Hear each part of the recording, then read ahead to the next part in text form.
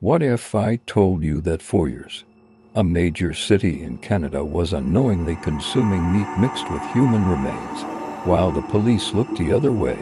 A millionaire pig farmer was running a slaughterhouse for humans. This is the complete, terrifying timeline of Robert Willie Pickton.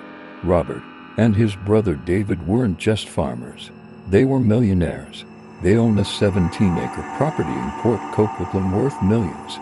They started a non-profit called Piggy's Palace. It was supposed to be for charity, but it became a den of lawlessness. Hell's Angels, sex workers, and drug addicts gathered there for wild parties.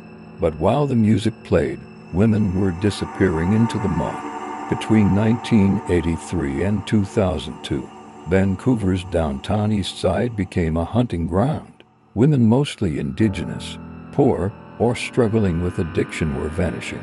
Their families pleaded for help, but the police called them runaways. We need to name them. Serena Botsway, Mona Wilson, Andrea Borhaven. They were people, not statistics. In 1997, a woman managed to escape the farm. She had been stabbed, and she stabbed Pickton back with his own knife. They both ended up in the same hospital. The police found the woman's key to Pickton's handcuffs in his pocket. Yet, they dropped the charges. This mistake cost dozens more lives.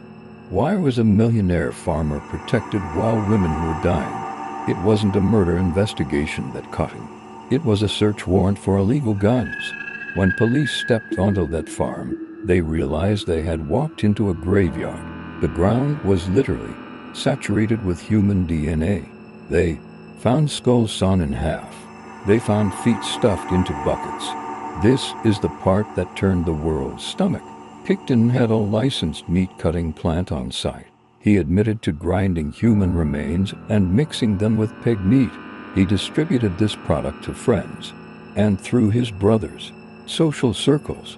Health officials had to issue a public warning to anyone who had eaten meat from that farm. The horror wasn't just on the farm, it was in the kitchens of the community.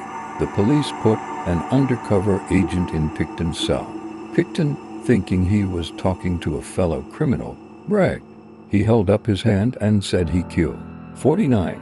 He told the agent he was sloppy and wanted one more to make it an even 50. This recording became the nail in his coffin. Robert Pickton never showed remorse, but justice came in a different form. In May 2024, Pickton was attacked in prison by another inmate. He died from those injuries in June 2024. He is gone, but the scars he left on Vancouver remain. How many more monsters are hiding in plain sight? Because society chooses not to look at the vulnerable.